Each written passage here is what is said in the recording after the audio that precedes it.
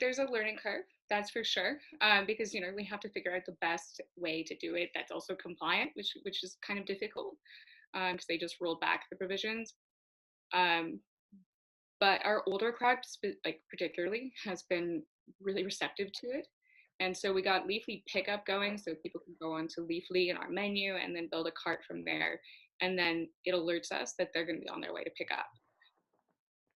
Okay, And so you're doing everything through Leafly. right now, yes, because we needed an online way to do it. As far as building the orders go, and then making sure that that initial uh, age check happened, so 21 up with the member profile. Is that like what the OLCC recommended dispensaries do? Um, I'm not. I mean, they haven't. They've been allowing it, so they haven't said how they necessarily want it exactly to happen, like through these third parties, because a bunch of them have been popping up. Leafly is just one of the oldest, and we already been working with them for 6 years, and so they agreed to basically give us a rollout with no cost, and yeah, it's been working so far. We've actually had orders come through with no word of mouth, even promotion. Wow. So yeah, so tell me when you guys started doing this and I guess what the interest has been like. So we officially started doing it 2 days ago, and the interest has it's. I think people are a little unsure at first. They're kind of feeling it out. So we get a lot of phone calls. They're like, "Hi, are you doing delivery?" We're like, "Yes." And they're like, "Well, how does that work?" Because no one really quite knows. Because we still have to check their ID at the door and everything else.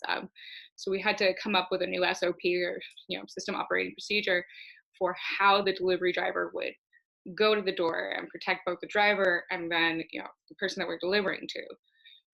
So we got that down and then started rolling out, and yeah, we've had a couple so far. We are doing, like, we decided to also do a discount for any medical patients or anyone over the age of 60 who wants to do either delivery or pickup, because we really just want it to be affordable for people to stay safe.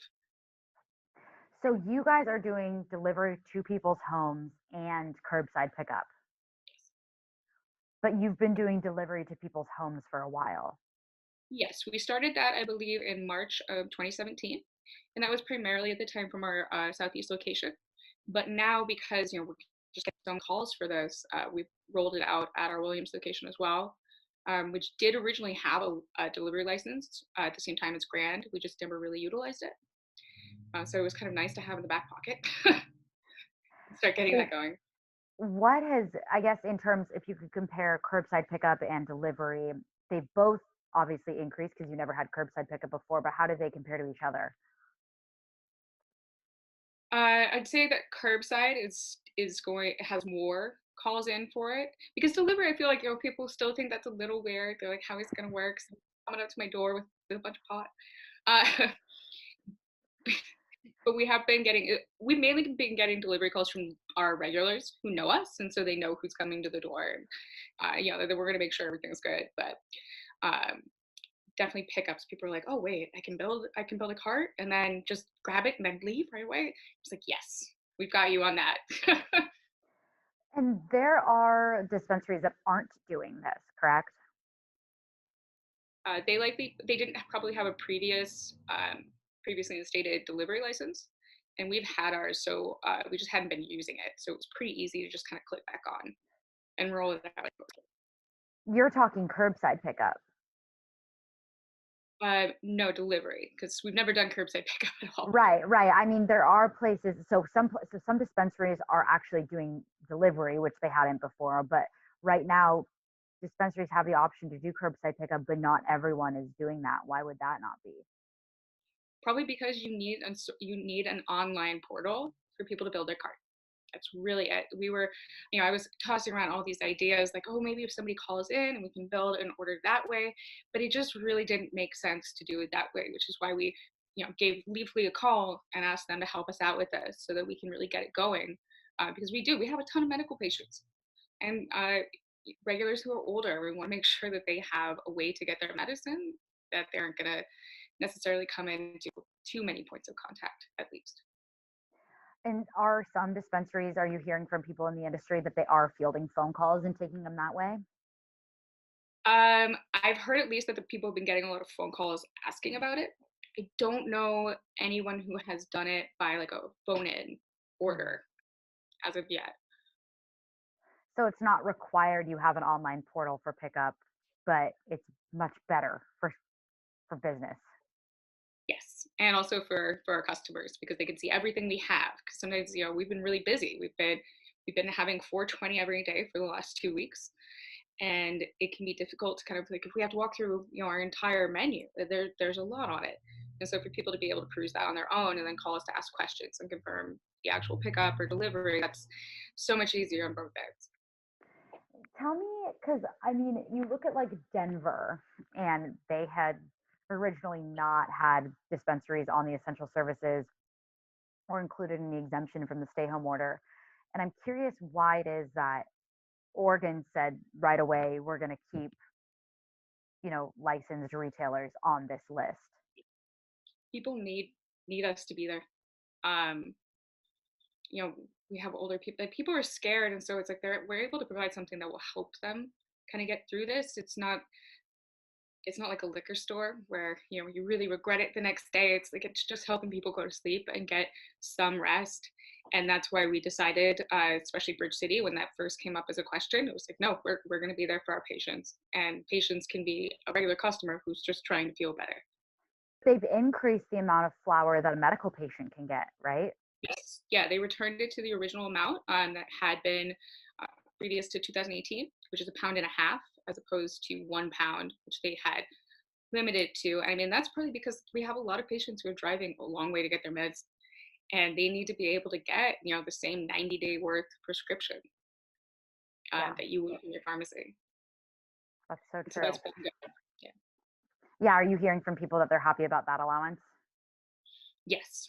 Especially, I mean, we've had people come up from the coast even because the coast has, while the majority of Oregon dispensaries are still open, the coast has shuttered a couple different shops. And so we have patients who are coming up from Coos Bay and the like to pick up that weight because also a lot of shops don't provide the medical limit of flour for patients. Wow, because it's just too much. Yes, it's yeah, because you can only source usually so much, especially if something that's a little bit more affordable. And a med patient can buy, the whole thing. So some shops do like to keep that. Um, they don't like to sell the full limit, but that's something that we've been like really vocal about, making sure that people know that we can do that for them. So interesting. I mean, like you said initially, when you heard that OLCC was allowing this, you said, no question about it, we're going to do this for people. Yes, no Why question. does it benefit the whole rule itself? How does that benefit cannabis businesses? One, it gives us a certain sense of legitimacy. It feels kind of nice on that end. It's like recognition. It's like we do a lot and we're trying to put good out. Um, it can be a little bit scary because we have to implement all sorts of new standard operating procedures as far as even the layout of each shop goes to make sure that we have that 6 foot distance and we are keeping people safe. Um, but for the most part, with Bridge City, we're all a team. Most of us are medical, and so we just made that decision. It was like we're going to do everything we can to keep ourselves safe. I purchased so many boxes of gloves, but I mean, of course, the amount that we need. Mhm. But I did also. We made a point of saying that if anyone didn't feel safe because of having an autoimmune issue or something that might compromise them, we will deal. Like you're good. You can go Mhm. home and you can rest, and we're just going to make sure we get this done. So it's been very heartwarming all around. Gotta say. That's awesome. I mean, yeah, cannabis is a big part of the fabric of the state of Oregon. And so it's clear that the state values the industry too. And that has been awesome to see. I never would have thought 10 years ago as a medical patient that one day cannabis would be essential in a crisis like this. But I can see how we are. Um, and definitely patients are happy that we're open. We get a lot of calls every day. That is awesome. But how many patients would you say? Well, could we do we refer to everyone? Not everyone as a patient, because some are recreational users. Yeah, that's just something I kind of have done for a long time. If someone's looking to get relief from cannabis, then to me they're a patient, especially because so many people kind of, it wasn't worth it for them to pay for their medical card specifically anymore. But yeah, I mean, we have patients with cerebral palsy who require cannabis to keep from having a lot of their symptoms. And so we're just trying to keep it going and open for them. I studied economics, and I truthfully thought that we would have seen a down curve in purchasing before now.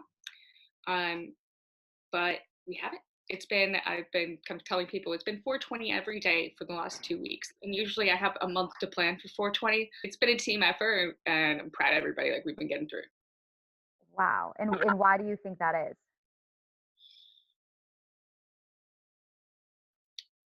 Because people leave feeling better. That's definitely the thing. Like, we're sanitizing everything. We're wearing gloves. We're changing them out. We're following all due protocol to keep people safe. And when someone comes in, they're like, "Oh, thank God you're open. I haven't been able to sleep in 3 days because of anxiety." And we can make sure they get, their FEO, their full extract oil, or an edible, and they'll come back in 2 days later. I need that again because I haven't slept like that. And Dude, so that's we're getting people stoned. We're helping people to deal with all of the weight that we're all dealing with right now.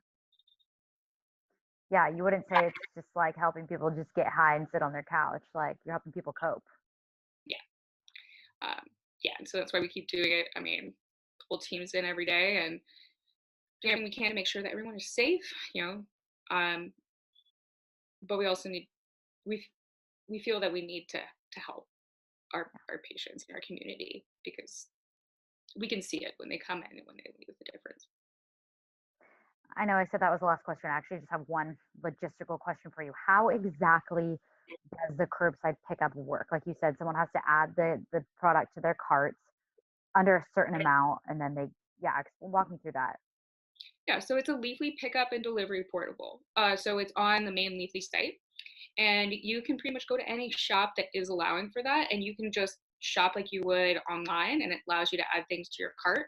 It will give you a notification if it's over the limit for a recreational patient, and then they fill out phone number, address, information. We get that popping up on our screen, and then we notify them when we filled the actual order, and then they have an hour to come and pick it up. Oh, they have an hour only. Okay. Hour to two. It's just we're trying to make sure, like, if they check in, of course. But yeah, trying to make sure it keeps going. And then they will just initially, we know when they're getting there, and they just show us our ID. We've been asking people to like hold their ID up instead of passing it to us. Of course, it's like trying to keep those points of transference down. Um, and then they pay either cash or via Can Pay, which is an app, and they head right on out. So it's someone working in the shop that brings it to their door. Yes. Okay. Okay.